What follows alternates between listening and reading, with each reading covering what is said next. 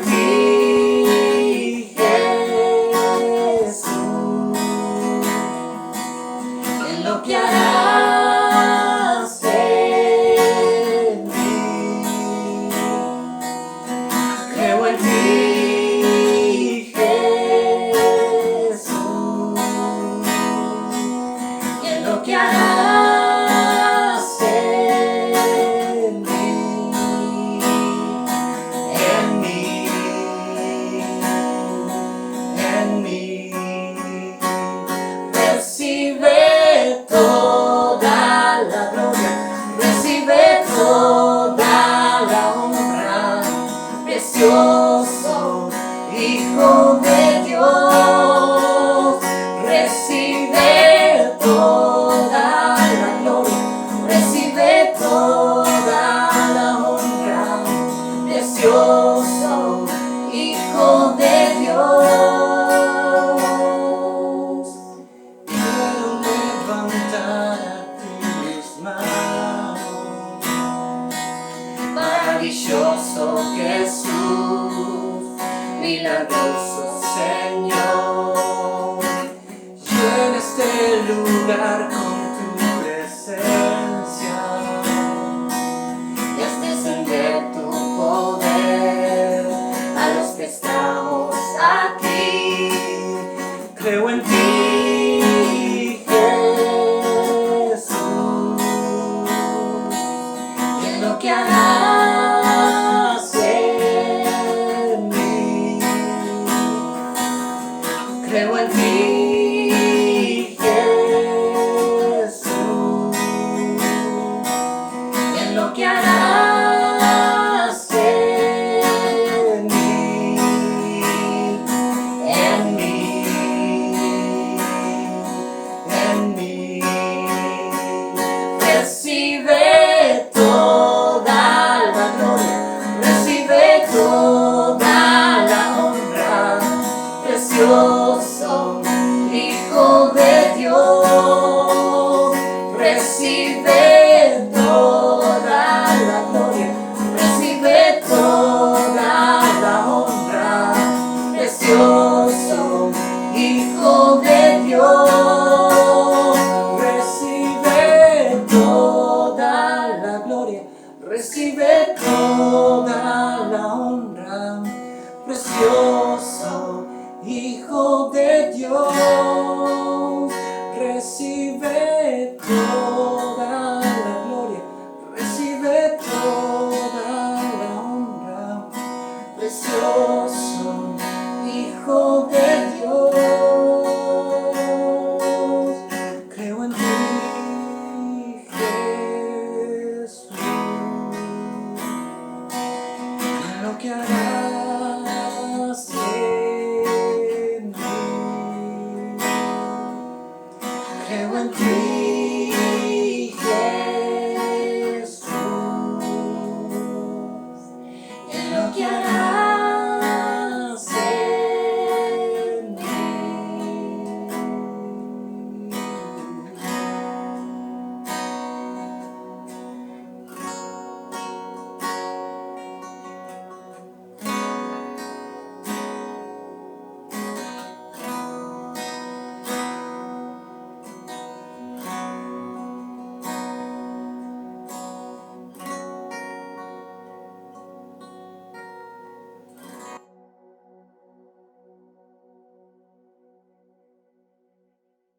Hola, hola, bienvenidos. Qué bueno saber que estás ahí, que estamos juntos, concentrados y enfocados en lo mismo, en una misma dirección, viendo y concentrándonos en lo que Dios tiene para nosotros. Así que la verdad que te quería comentar, con Val estamos más que contentos porque hemos visto desde acá, desde este medio, caritas nuevas, personas que se han animado a compartir. No es algo fácil, te lo confieso, y si querés ver el progreso de estas grabaciones, te invito a que después en nuestro canal busques el primer video que subimos y lo compares con ahora y vas a ver un progreso, porque buscamos siempre tratar de llegar de forma más eficiente y clara con el mensaje. Y con el tiempo se fueron sumando algunas caras. Primero empezamos con Vale, mi esposa, la pastora. Luego Jackie, que es parte del staff de pastores de Comunidad Cristiana Central. Luego estuvo Liliana Roldán. Ella es la directora del equipo de niñez de nuestra congregación. Y hace unos días estuvo Walter. Walter es parte del equipo ministerial y participa muy activamente en el equipo de alabanza de nuestra congregación. Lo han visto en videos tocando la guitarra, ministrándonos. Él es Walter, es el último que debutó en la pantalla. Y bueno, después hemos sumado gente, equipos. Y esto lo iba a mencionar más adelante, pero ya que estamos en esta parte y porque no me quiero olvidar, quiero mencionar también quiénes están detrás de cámaras, detrás de escena. Ya saben que Edu está con todo lo que es filmación y se ha asesorado, ha hecho cursos, ha invertido. Hemos invertido como congregación para que esto salga cada vez mejor.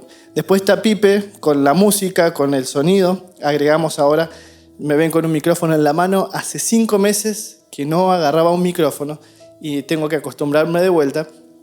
Y vamos sumando recursos para que el mensaje llegue de forma entendible, sin tantos obstáculos, para que te distraigas lo menos posible y realmente no se pierda nada de lo que Dios tiene para vos. Después, si siguen las redes sociales, cada publicación, hay chicas de la congregación, está Juli y Cami que están con las publicaciones, con lo que han visto de los resúmenes de lo que hemos predicado. Y creo que no me olvidé de ninguno. Si me olvidé de alguno, me lo hace llegar y lo voy a mencionar encantado, porque la idea es mostrar que trabajamos en equipo. No estoy yo solo al frente, sino que hay toda una red de personas trabajando para que el reino de Dios se extienda cada vez más. Comenzamos con lo que nos interesa el día de hoy en cuanto al mensaje en sí. Estamos con una serie de mensajes que se llama Respira y comenzamos hace un par de semanas atrás y habla de vivir la fe en un mundo de ansiedad. Y hoy quiero hablar de respirar fe y esperanza en un mundo lleno de ansiedad. Este es el cuarto mensaje, es el cuarto video. Con este cerramos esta serie de mensajes. Y quiero comenzar con una frase, que si venís siguiendo los videos te va a sonar enseguida. Dice: Jesús está en el bote. No sé si se escuchó el ruidito ahí, si se escuchó no importa. Vale, se va a estar riendo y me va a matar después.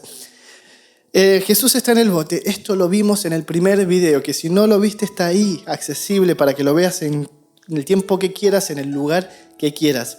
Marcos capítulo 6, desde el versículo 30 al 44 vamos a leer y sobre esto vamos a trabajar hoy y hacer el cierre de esta serie de mensajes.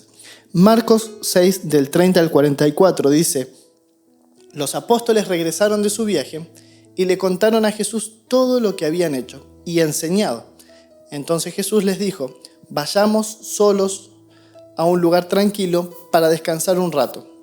Lo dijo porque había tanta gente que iba y venía que Jesús y sus apóstoles no tenían tiempo ni para comer. Así que salieron en la barca a un lugar tranquilo, donde pudieran estar a solas. Pero muchos los reconocieron y los vieron salir, y gente de muchos pueblos corrió a lo largo de la orilla y llegó antes que ellos.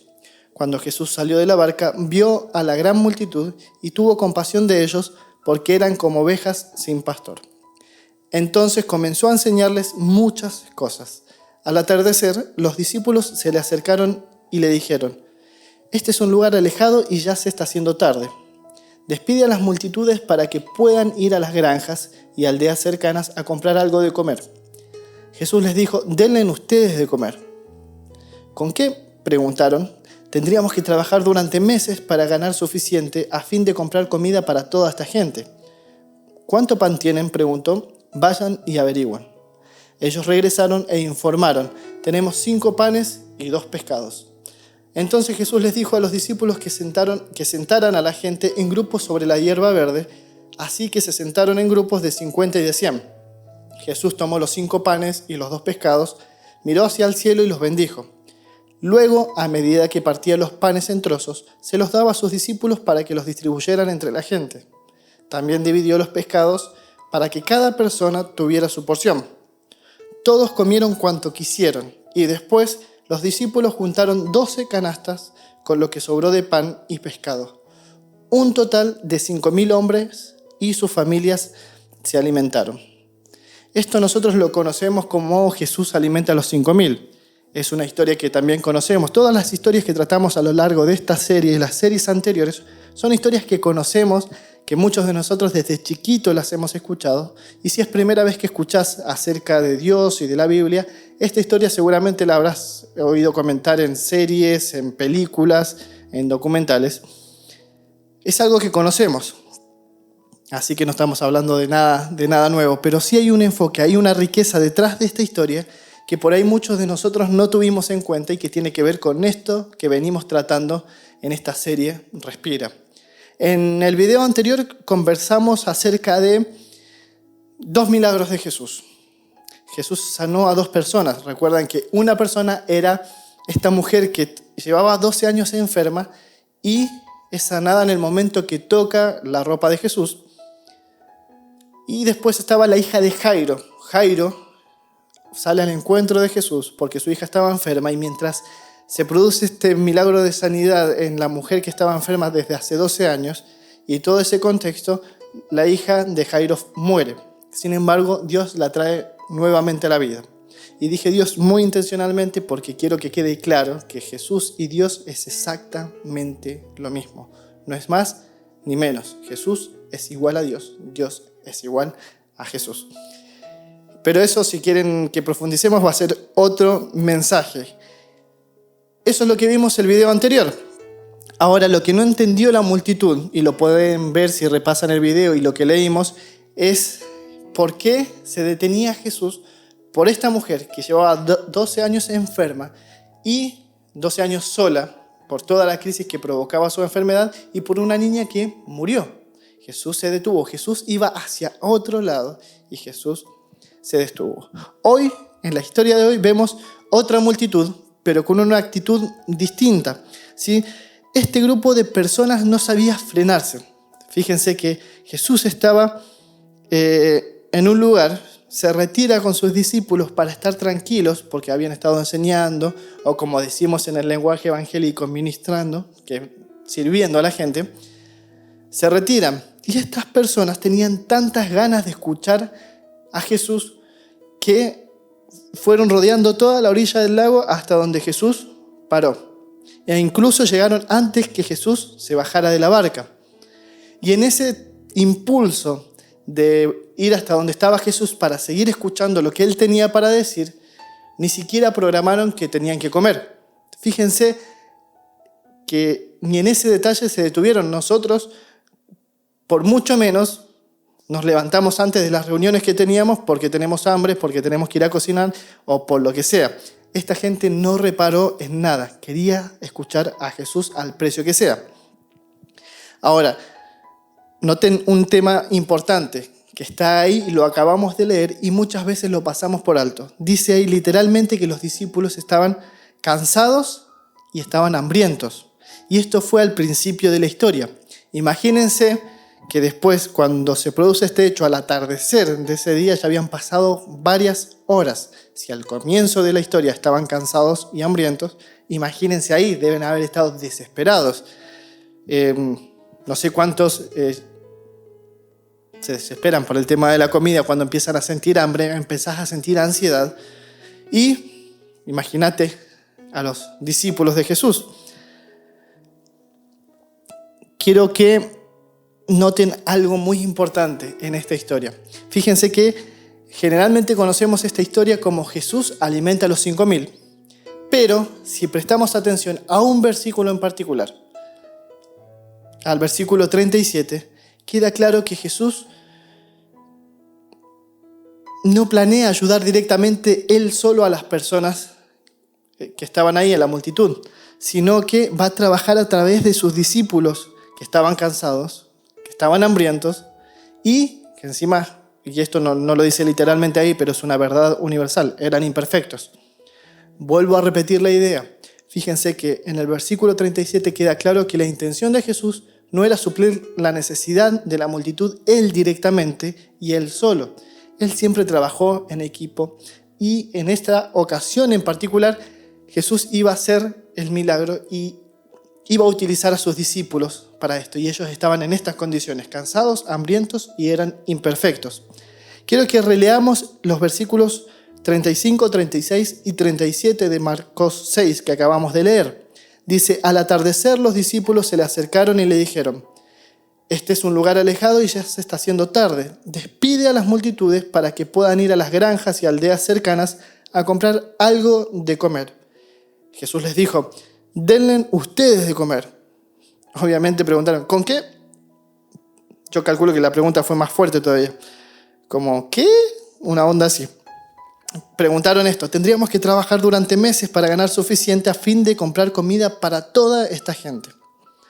Pregunta, de una escala del 1 al 10, siendo 10 el valor más alto, ¿qué tan ansioso crees vos que estaban los discípulos en este momento? Estamos trabajando sobre la ansiedad. Fíjense la situación.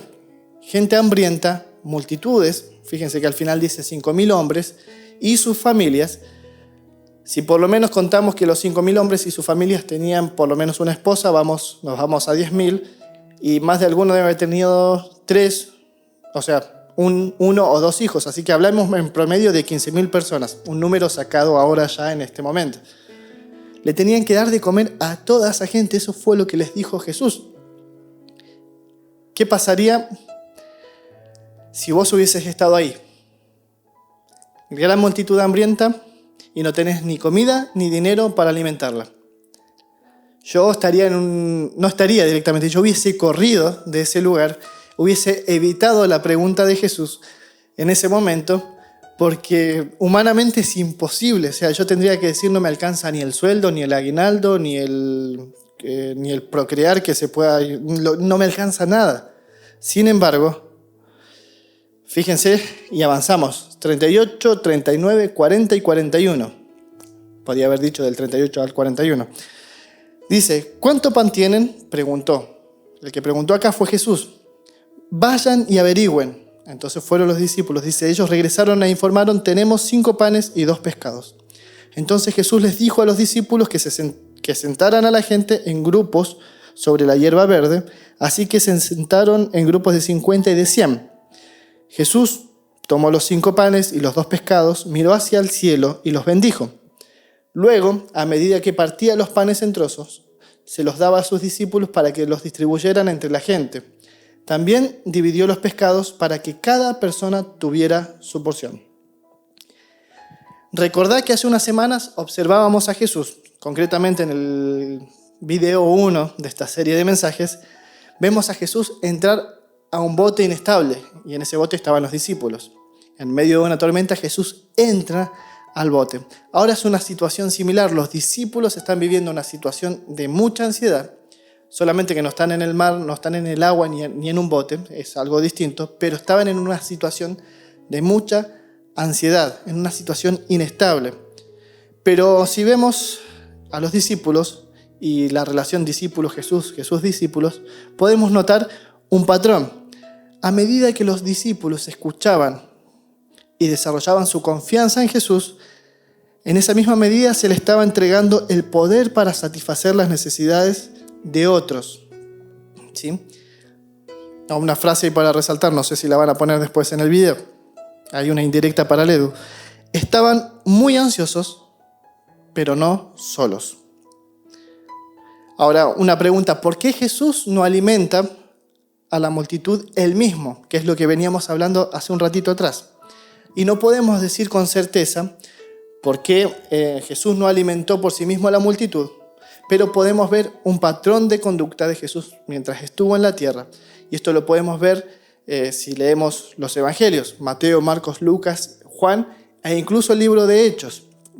Mateo, Marcos, Lucas y Juan, los evangelios son libros históricos del Nuevo Testamento y narran acontecimientos de cuando Jesús estuvo acá en la tierra, y el libro de Hechos, que en realidad sería la continuación de Lucas, información extra, el libro de Hechos narra el comienzo de la iglesia primitiva, como la conocemos, desde un tiempito antes, desde que desciende el Espíritu Santo. Entonces, si leemos todo esto nos podemos dar cuenta de un patrón. ¿Cuál es ese patrón? La estrategia de Jesús fue enseñarles a sus discípulos a hacer lo que él hacía.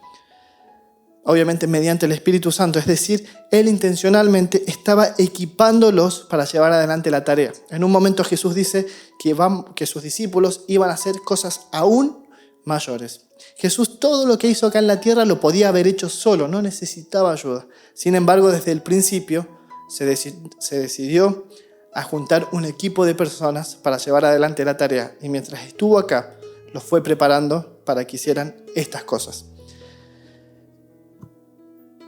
En medio de sus propias inseguridades e imperfecciones, e incluso cuando estaban cansados, hambrientos e imperfectos, tuvieron la oportunidad de transmitir el mensaje de Dios.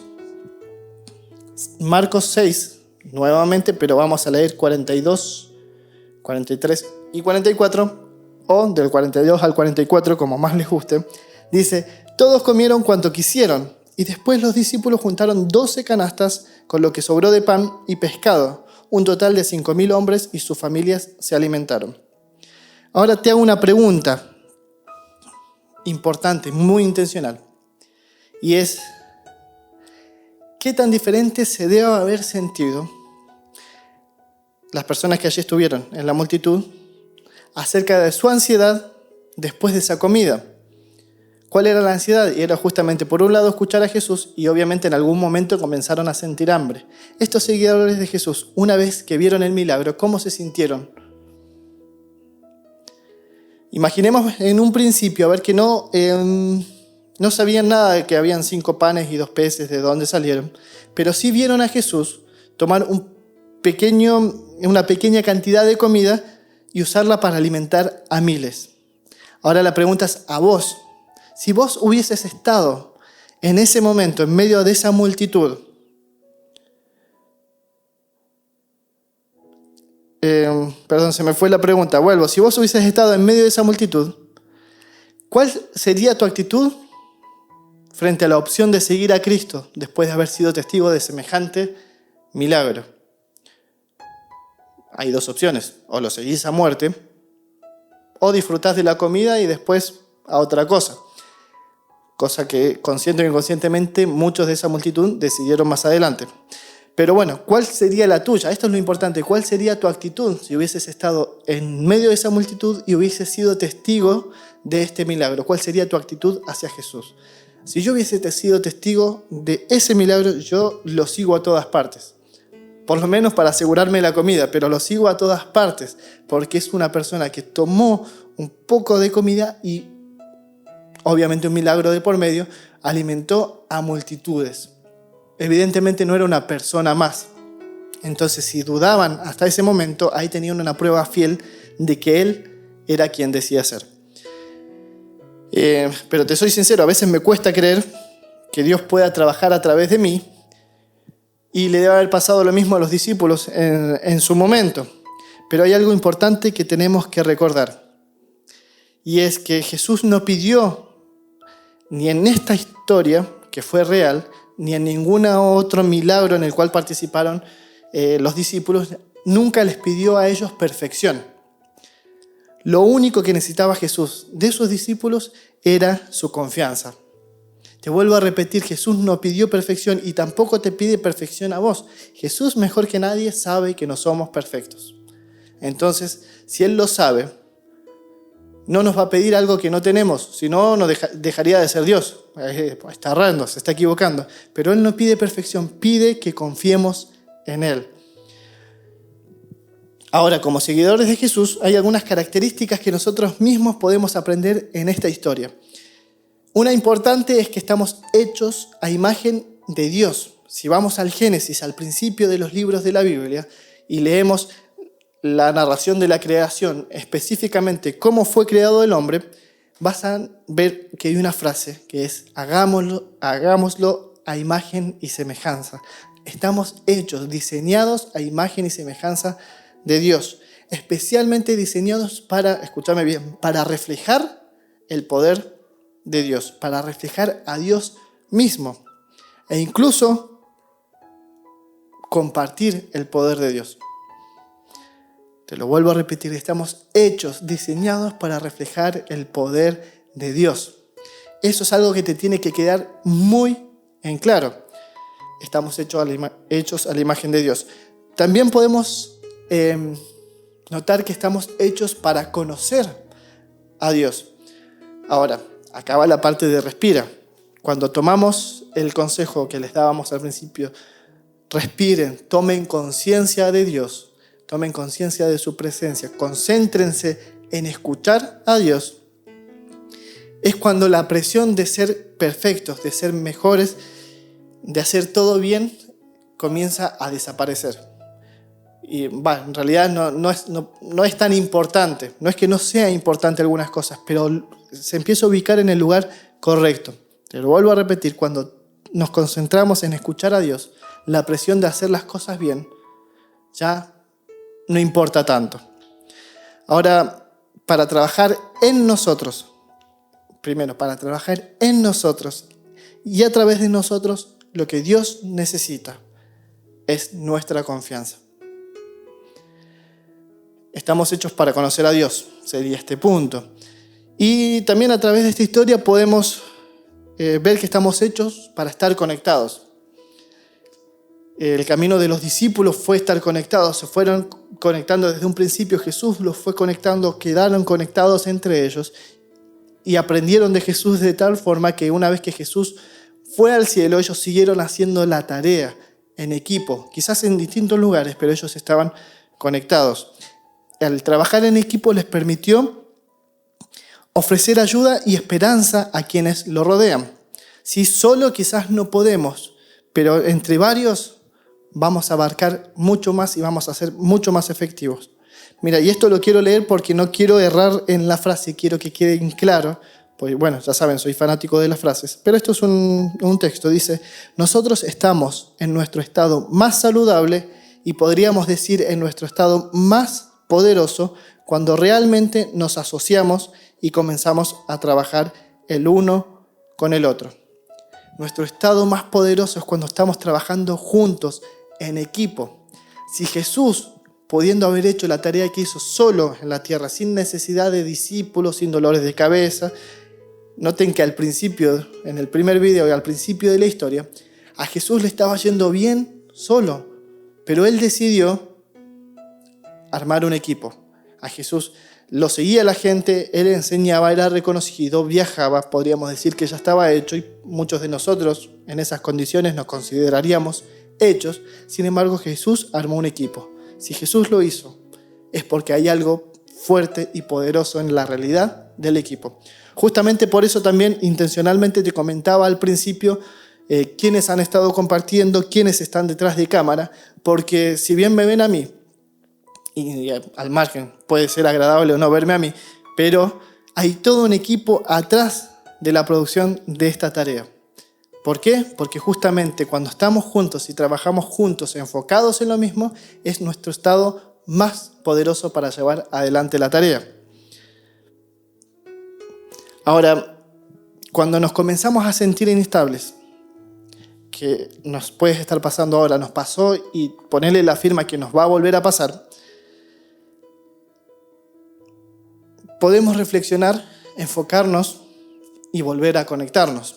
Si reflexionar es pensar en el hecho de que estamos hechos a imagen y semejanza de Dios. Entonces te está invadiendo la inestabilidad, la ansiedad, parate y reflexionar en esto. Estamos hechos a imagen y semejanza de Dios.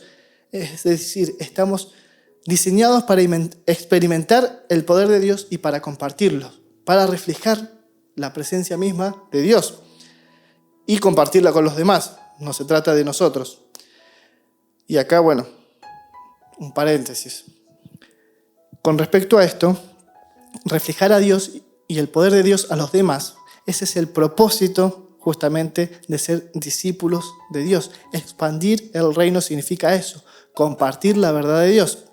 Ahora, hace un tiempito hablábamos con Silvia, con Omar, con Valeria y con varios más.